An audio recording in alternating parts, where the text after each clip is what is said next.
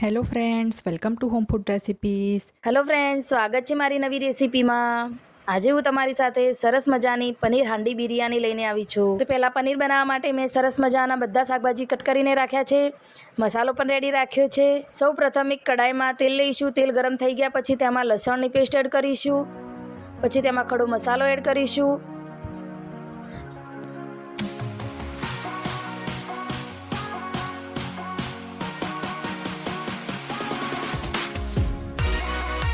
પછી તેમાં ડુંગળી એડ કરીશું.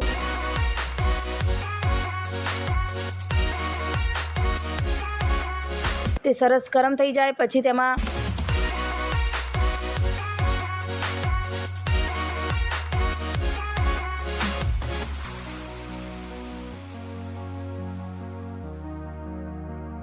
ધાણા અને વરિયાળીને કૂટીને લીધા છે એ એડ કરીશું. પછી તેમાં લીલા મરચાં, ટામેટું એડ કરીશું. તે સરસ ગરમ થઈ જાય પછી તેમાં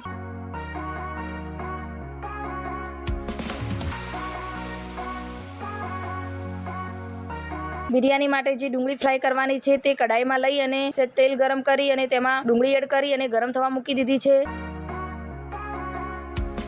બીજી બાજુ આપણે ટામેટાને સરસ ગરમ થઈ ગયું છે. તેમાં કેપ્સિકમ, શિમલા મિરચી એડ કરીશું. સાથે સાથે ડુંગળીમાં પણ હલાવતા રહીશું. આ બાજુ આપણે સરસ શાકભાજી એકદમ સરસ ચડી ગયું છે તો આપણે તેમાં મસાલો એડ કરી દઈશું. મસાલાને મેં દહીંમાં કર્યો છે તો આપણે એડ કર્યા પછી સતત 2-3 મિનિટ સુધી હલાવતા રહીશું. જ્યાં સુધી તેલ છૂટું ના પડે ત્યાં સુધી હલાવતા રહીશું, નહીંતર દહીં ફાટી જશે. તે સરસ ગરમ થઈ જાય પછી તેમાં પનીર એડ કરીશું અને સરસ રીતે ચડવા દઈશું. તો ફ્રેન્ડ્સ, જોઈ શકો છો આપણે પનીર બની અને તૈયાર છે. તો ઉપરથી થોડી કોથમીર એડ કરીશું. તો સરસ પનીર બનીને તૈયાર છે. તો હવે તેને ડીશમાં કાઢી લઈશું.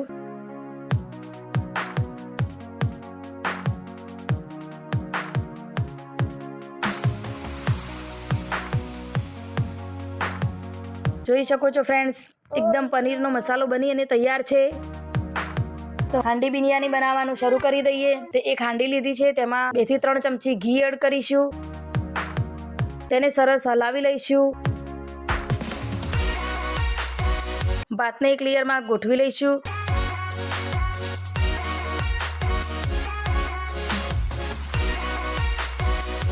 પનીર મસાલા એડ કરીશું અને તેનું પણ લેયર કરી લઈશું.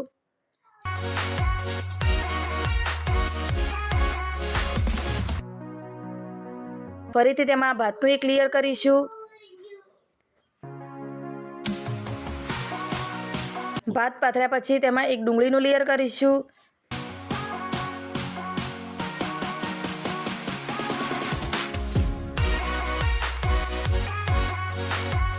ઉપરથી કોથમીર એડ કરીશું. ફરીથી તેમાં ભાતનું લેયર કરીશું.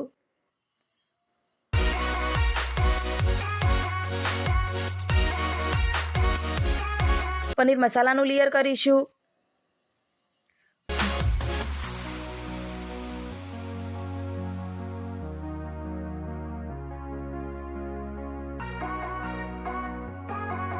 ફરીથી તેમાં ભાતનું લેયર કરીશું.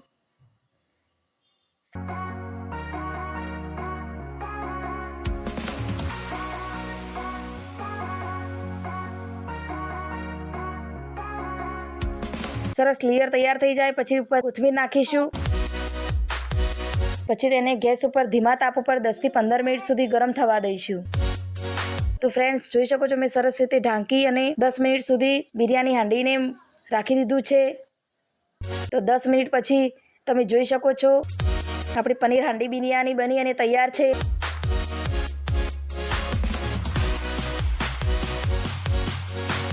તો ભાતનો એક પણ દાણો તૂટ્યો નથી. સરસ રીતે એકદમ છૂટો છૂટો જ બન્યો છે. તો જોઈ શકો છો એકદમ સરસ રીતે બિરયાની બની અને તૈયાર છે. જોઈ શકો છો ફ્રેન્ડ્સ, એકદમ સરસ બની અને તૈયાર છે. તમે પણ આવી રીતે ઘરે બનાવી શકો છો. તો ફ્રેન્ડ્સ, મારી આ રેસીપી તમે ઘરે બનાવી અને જરૂરથી ટ્રાય કરજો. મારી આ રેસીપી ગમી હોય તો મારી ચેનલને લાઇક, શેર, સબસ્ક્રાઈબ કરી લેજો. આવી જ નવી રેસીપી સાથે હું ફરીથી મળીશ. ત્યાં સુધી આવજો.